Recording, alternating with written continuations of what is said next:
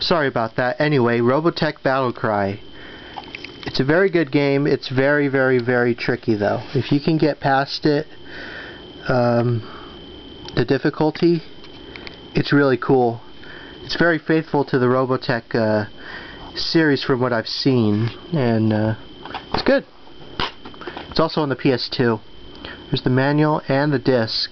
I know there's like a collector's edition that's like a much bigger box, but I don't have that, and I don't know if I want to spend the money on like a bigger package, but you know, to each their own if they do.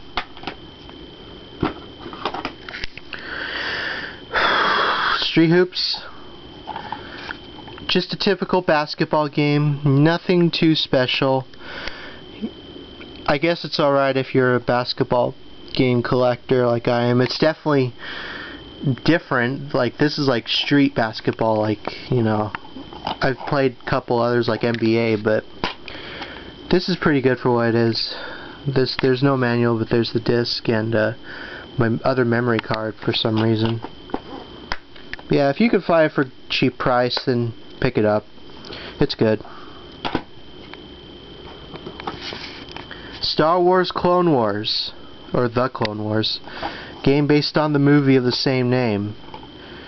It's sort of like, in my opinion, Star Wars Battlefront before Star Wars Battlefront. You know, get to fight against your opponents, you know, and it's sort of like an adventure game, but it's pretty good. There's the manual and there's the disc. I recommend it if you can get it for cheap.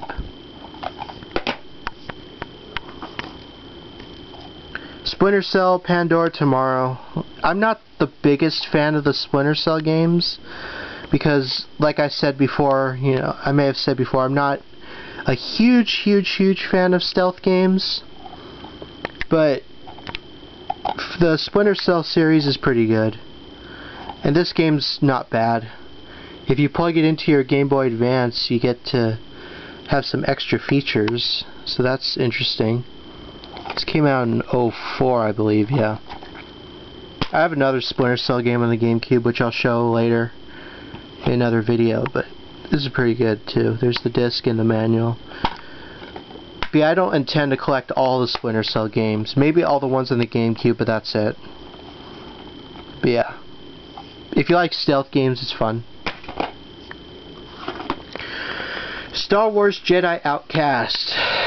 I love the hell out of this game. Such a fun game. You know, you get to play as like a Jedi.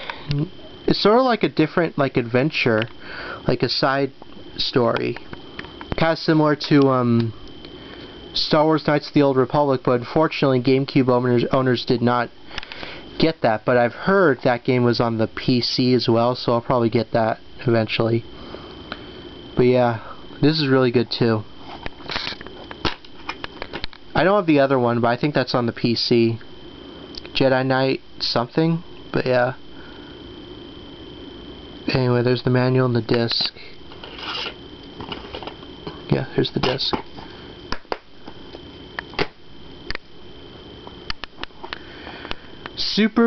Mario Kart Double Dash.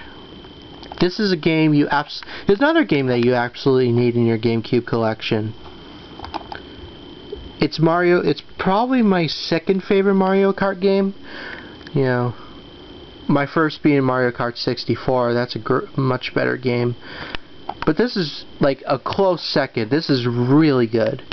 A lot of the tracks are fun, and you get to play along with your buddies. It's cool. And I got the rarer edition, which has a bonus disc with playable demos on it. I'll show that. Anyway, there's the manual. There's another thing. Yeah, a special offer. This game is really expensive now. So if you could find it for a really good price, pick it up. And even better if you can get it with a good price with the bonus disc. But anyway, there's the regular disc and there's the bonus disc with like demos and trailers and stuff like that. Pretty cool. Yeah, definitely a must-have. Starfox Adventures, basically Legend of Zelda with Star Fox, which it isn't bad, but a lot of people when this game came out were extremely disappointed because they were expecting, you know, another Star Fox, you know, game with action, you know. But this wasn't bad. But I bought it for like 20 bucks, so it was like pretty good deal. I don't have Star Fox Assault, but I'll get that one day. I heard that's when that game is like much better than this, and it's more faithful to the Star Fox series. But yeah, there's the manual and the disc. But yeah, this isn't bad though. A little underrated in my opinion. Next up we have The Hobbit, based on the book and the movie.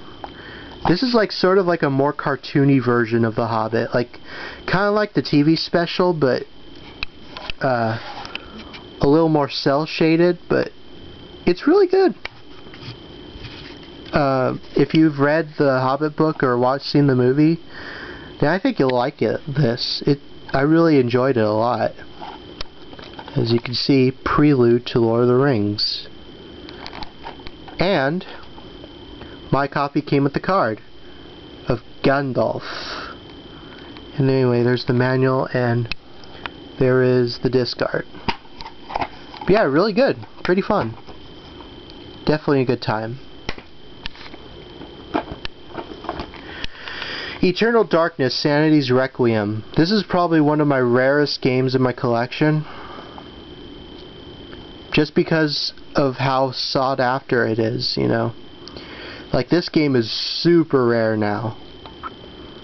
It's basically like Resident Evil, kind of, but different. I remember seeing like maybe 1 or 2 commercials for this, and then I just never really heard from it again. I remember my cousin really loved the hell out of this game. Like, she really was obsessed with it. And she just, we all moved on. But there's the manual and the disc. This game goes for like close to $100 now. Insane. Like, I paid like $40 for it. Now I went to my game store and went for like $125. I was like, really? Crazy. But yeah, get this game. It's really, it screws with your head kind of, too. But if you can get this, get it. It's worth it. For sure. Custom Robo for the Gamecube. You make your own custom bots and fight to the death with other ones. Kind of like Pokemon with robots. I guess that's my only explanation for it, although you can argue that there's been other series that copy that, but this is pretty good. Kind of long though, but it's pretty good. Here's the manual and the disc. I think this game is pretty rare too, actually. But yeah, really good.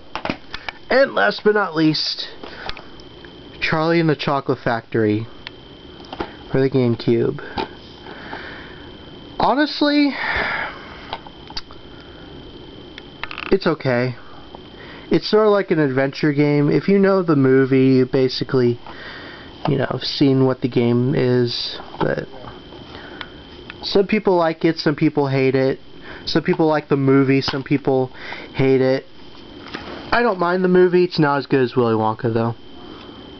But this game's pretty good. Here's the disc. Again, I feel it's a little rushed. The PC version is a little better. I think it should have just, in my opinion, if you ask me, it should have stayed as a PC game. But I have that too, and I'll probably show that in another video. But this game's really good too. Anyway, that's my GameCube collection, part 8. Thanks for watching.